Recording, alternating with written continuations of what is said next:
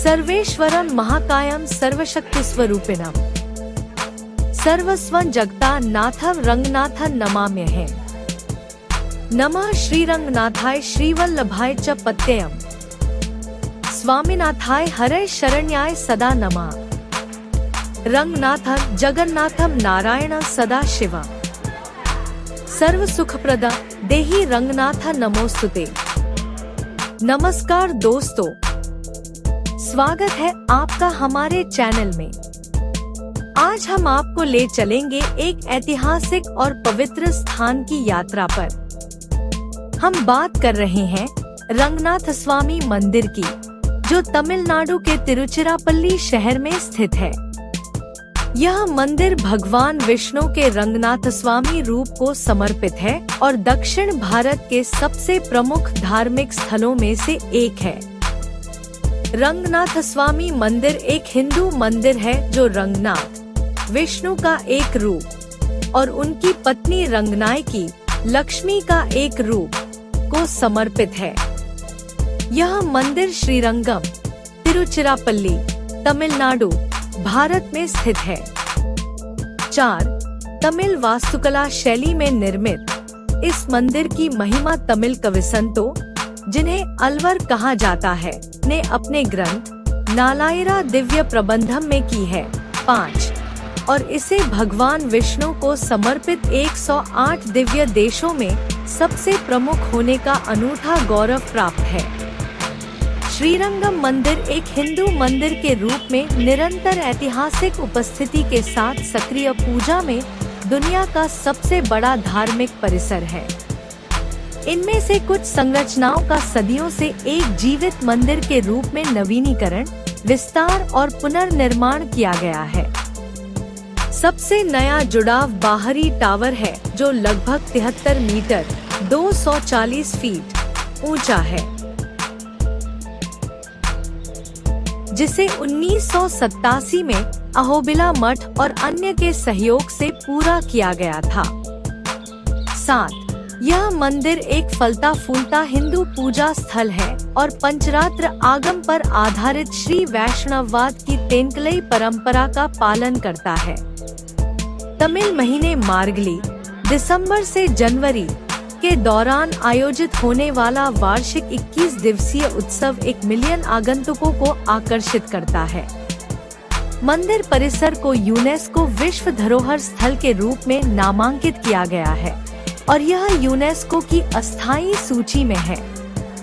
2017 में मंदिर ने सांस्कृतिक विरासत संरक्षण के लिए UNESCO Asia Pacific award of merit 2017 जीता, जिससे यह यूनेस्को से यह पुरस्कार प्राप्त करने वाला तमिलनाडु का पहला मंदिर बन गया। यह दुनिया के सबसे शानदार वैष्णव मंदिरों में से एक है, जो किंवदंतियों और इतिहास से समृद्ध है।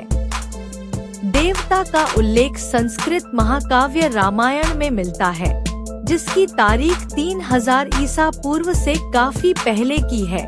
संदिग्ध चर्चा करें, जो देवता के अस्तित्व को भी उसी युग तक ले जाता है। इस मंदिर ने 11वीं सदी में रामानुज और उनके पूर्ववर्तियों नथम्नी और यमुनाचार्य के श्रीरंगम में करियर से शुरू होकर वैष्णव इतिहास में एक महत्वपूर्ण भूमिका निभाई है। इसकी लोकेशन कोल्लिडम और कावेरी नदियों के बीच एक द्वीप पर होने के कारण 4. यह बाढ़ और हमलावर सेनाओं के हमलों के प्रति संवेदनशील रहा है, जिन्होंने बार बार इस जगह को मिलिट्री कैंप के लिए इस्तेमाल किया। 14वीं सदी की शुरुआत में दिल्ली सल्तनत की सेनाओं ने पांड्य साम्राज्य के कई शहरों पर बड़े पैमाने पर लूटपाट की, जिसमें मंदिर को भी लूटा और नष्ट कर दिया गया। मंदिर को 14वीं सदी के आखिर में फिर से बनाया गया और 16वीं और 17वीं सदी में इस जगह को किलेबंदी करके और कई और गोपुरम बनाकर बड़ा किया गया। यह शुरुआती भक्ति आंदोलन के मुख्य केंद्रों में से एक था।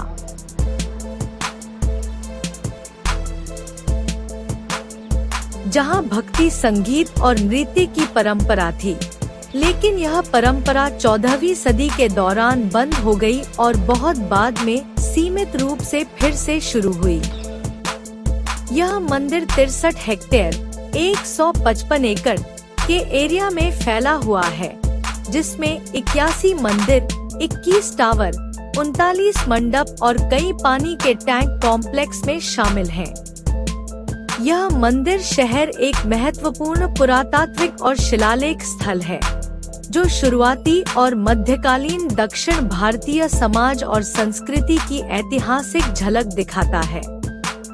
कई शिलालेखों से पता चलता है कि यह हिंदू मंदिर न केवल एक आध्यात्मिक केंद्र था, बल्कि एक प्रमुख आर्थिक और धर्मार्थ संस्था भी थी, जो शिक्षा और अस्पताल की सुविधाएं चलाती थी, मुफ्त रसोई चलाती थी और मिले हुए उपहारों और दान से क्षेत्रीय इंफ्रास्ट्रक्चर प्रोजेक्ट्स को फाइनेंस करती थी। नोट: श्रीरंगम में रंगनाथस्वामी मंदिर, जिसे पेरिया कोविल, बड़ा मंदिर और भूलोक वैकुंठम के नाम से भी जाना जाता है, तिरुचिरापल्ली शहर से लगभग 12 किलोमीटर 7.5 मील उत्तर में और चेन्नई से लगभग 325 किलोमीटर 200 मील दक्षिण पश्चिम में स्थित है। यह शहर इंडियन रेलवे, तमिलनाडु बस सेवाओं और हाईवे 38 के नेटवर्क से रोजाना दूसरे बड़े शहरों से जुड़ा हुआ है। यह जगह तिरुचिरापल्ली इंटरनेशनल एयरपोर्ट के पास है। मंदिर की जगह कावेरी नदी और कोल्लिडम नदी से घिरे एक बड़े द्वीप पर है। 4. यह बहुत बड़ा है और इसे सप्त प्रकारम डिजाइन के साथ एक मंदिर शहर के रूप में प्लान किया गया है, जहां गर्भगृह, गोपुरम, सेवाएं और रहने का क्षेत्र 7 संकेंद्रित घेरों में एक साथ स्थित है। मध्ययुगीन सदियों के बाद प्राचीर की दीवारें जोड़ी गई, जब इस पर आक्रमण और विनाश हुआ था। मंदिर के स्मारक परिसर के अंदरूनी 5 घेरों के अंदर स्थित है, जो बाहरी 2 घेरों में रहने के क्षेत्र और बुनियादी ढांचे से घिरे हुए हैं। कई गोपुरम सप्त प्रकारम घेरों को जोड़ते हैं, जिससे तीर्थयात्री और आगंतुक कई दिशाओं से गर्भगृह तक पहुंच सकते हैं। इस जगह में 2 प्रमुख मंदिर हैं, एक विष्णु के रूप में रंगनाथ का और दूसरा शिव के रूप में जम्बुकेश्वर का। द्वीप पर कुछ गुफा मंदिर हैं, जो दोनों से पुराने हैं। किंवदंती: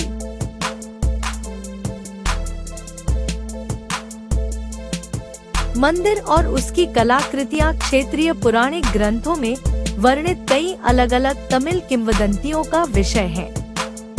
उदाहरण के लिए श्रीरंग महात्म्यम इसकी उत्पत्ति के बारे में मंदिर की पौराणिक कथाओं के संकलन में से एक है। इसके अनुसार ब्रह्मा समुद्र मंथन, ब्रह्मांडीय महासागर के मंथन के दौरान तपस्या कर रहे थे और इसके परिणामस्वरूप श्रीरंगम विमानम प्रकट हुआ। यह युगों तक सत्यलोक में रहा और राजा इक्ष्वाकु इसे अयोध्या ले आए। विष्णु के अवतार राम द्वारा दुष्ट राक्षस रावण को मारने के बाद उन्होंने इसे राजा विभीषण को दे दिया, जो राम के साथ रहना चाहते थे। जब विभीषण श्रीलंका जाते समय तिरुचि से गुजरे, जहां वह राजा बन गए थे, तो श्रीरंगम विमानम द्वीप से नहीं हिला। इसलिए उन्होंने इसे धर्मवर्मा नामक एक स्थानीय राजा को दे दिया, इस शर्त पर कि राजा विमानम को हमेशा दक्षिण दिशा की ओर मुख करके स्थापित करेगा, जिससे उसे और लंका को आशीर्वाद मिलेगा। इसलिए देवता लेटी हुई मुद्रा में दक्षिण की ओर मुख किए हुए हैं। उनका शरीर पूर्व पश्चिम अक्ष के साथ संरेखित है। एक और किंवदंती के अनुसार 4 बाल ऋषि सनक श्रीरंगम में रंगनाथ के दर्शन के लिए आए। उन्हें वैकुंठ के रक्षक जया और विजया ने रोक दिया। उनके अनन्य विनय के बावजूद उन्हें प्रवेश से मना कर दिया गया। गुस्से में उन चारों ने एक साथ मिलकर पहरेदारों को श्राप दिया और चले गए। पहरेदार विष्णु के पास गए और उन्हें श्राप के बारे में बताया। रंगनाथ ने कहा कि वह श्राप को वापस नहीं ले पाएंगे और उन्हें 2 विकल्प दिए, 3 जन्मों तक विष्णु का विरोध करने वाले राक्षस के रूप में जन्म लेना या अगले 7 जन्मों तक अच्छे इंसान बनना।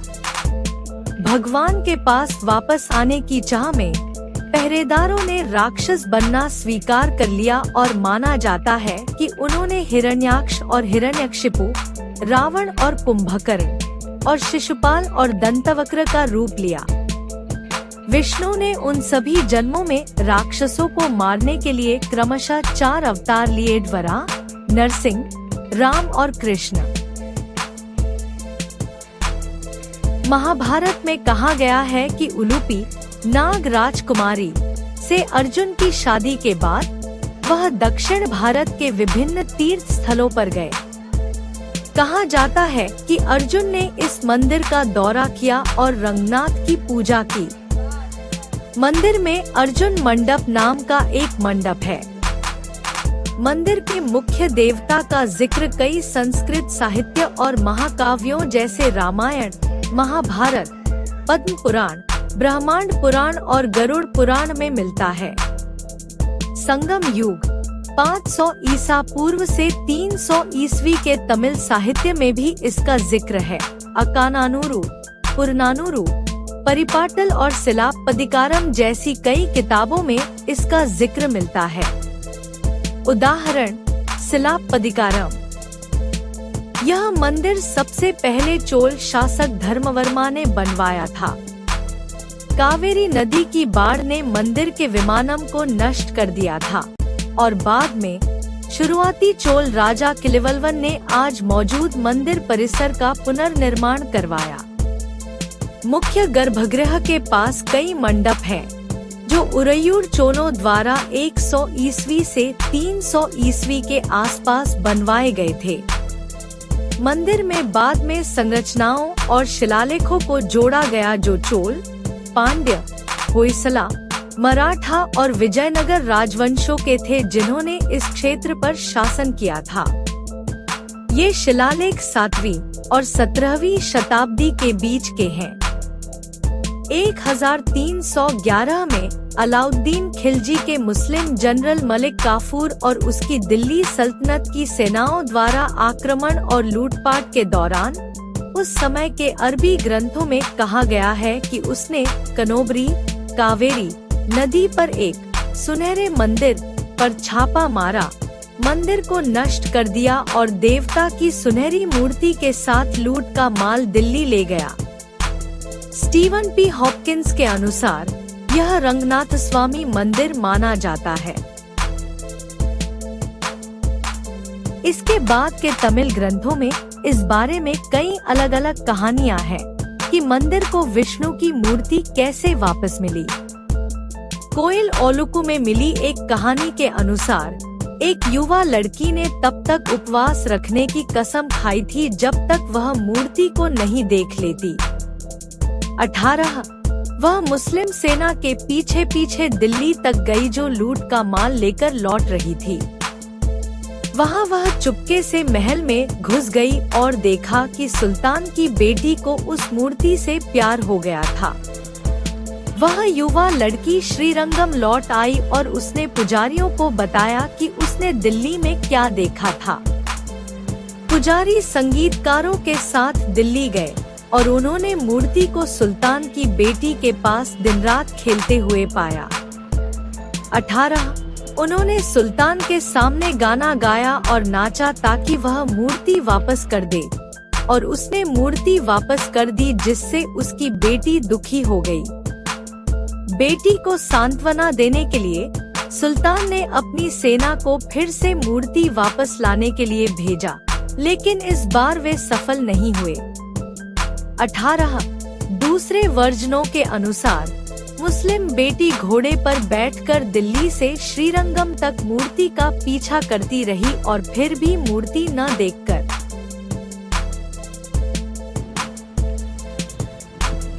मंदिर के गर्भगृह के दरवाजे के सामने अपनी जान दे दी। जो इस बात का प्रतीक था कि प्यार युद्ध के बाद मूर्ति को वापस ले आया था। इन कहानियों से परे 1323 सी और 1327 सी के बीच मोहम्मद बिन तुगलक के अधीन सल्तनत की सेनाओं द्वारा दक्षिण भारत, जिसमें श्रीरंगम भी शामिल था, पर एक और गंभीर आक्रमण हुआ। दिल्ली सल्तनत की सेनाओं के श्रीरंग पहुंचने से पहले वैष्णव आचार्य पिल्लई लोकाचार्यर के नेतृत्व में एक समूह द्वारा मंदिर की विष्णु मूर्ति को उसके गहनों के साथ तमिलनाडु के तिरुनेलवेली में सुरक्षित रूप से हटा दिया गया था। देवी रंगनायकी लक्ष्मी को भी एक अलग समूह द्वारा दूसरी जगह ले जाया गया था। मंदिर की रक्षा की गई और तमिल परंपरा के अनुसार श्रीरंगम के लगभग 13,000 श्री वैष्णव भक्त इस भीषण युद्ध में मारे गए। लगभग 6 दशकों के बाद जब पांड्य शासकों को दिल्ली सल्तनत के बार के आक्रमणों के बाद हटा दिया गया और मदुरै सल्तनत का शासन था, तो विजयनगर साम्राज्य ने 1378 में मदुरै सल्तनत को उखाड़ फेंका। इसके बाद नाम्बेरुमल की मूर्ति को श्रीरंगम वापस लाया गया। इससे पहले दशकों तक देवता और पुजारी तमिलनाडु, केरल और कर्नाटक के गांवों में मंदिर की मूर्ति को गुप्त रूप से लेकर घूमते रहे। वे आखिरकार तिरुमाला तिरुपति की पहाड़ियों पर गए, जहां वे 1371 में मंदिर के पुनर्निर्माण तक रहे। किंवदंतियों के अनुसार मूर्ति को फिर से प्रतिष्ठित किया गया। इस बार पहले सुल्तान की बेटी की याद में, जिसे परंपरा थुलुखा नाचियार कहती है, उसके लिए मंदिर में एक जगह बनाई गई। यह जगह उसे एक लड़की के रूप में दिखाती है जो उस घोड़े पर बैठी है जो उसे दिल्ली ले गया था। उसकी कहानी आज भी याद की जाती है। समकालीन जुलूसों के दौरान जब मूर्ति को गर्भगृह से बाहर निकाला जाता है और फिर यात्रा के बाद वापस लाया जाता है, तो थुलुखा नाचियार को मुस्लिम कपड़े पहनाए जाते हैं और मक्खन और चपाती, गेहूं की रोटी के रूप में उसे भोजन चढ़ाया जाता है।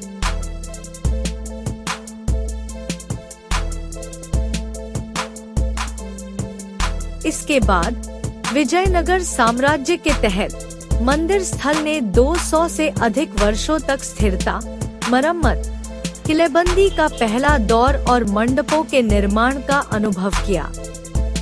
विष्णु और लक्ष्मी की मूर्तियों को फिर से स्थापित किया गया और 1371 सी में विजयनगर के कमांडर और बुक्का आई के बेटे कुमार कंपना के तहत यह जगह फिर से एक हिंदू मंदिर बन गई।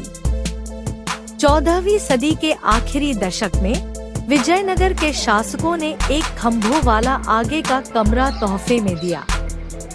जॉर्ज मिशेल के अनुसार 15वीं सदी में उन्होंने अर्धवृत्ताकार छतों पर सोने की चादरें चढ़ाई और उसके बाद मंदिर में नई मूर्तियों, मंडपों और गोपुरमों को जोड़ने के लिए पैसे दिए। 16वीं सदी के आखिर में विजयनगर के विनाश के बाद भूराजनीतिक अस्थिरता लौट आई। 17वीं सदी में यह जगह हिंदू नायकों और मुस्लिम मुगलों के बीच कड़वी लड़ाइयों का केंद्र बन गई। नायकों ने मंदिर शहर और 7 प्राकारों को किलेबंदी कर दिया।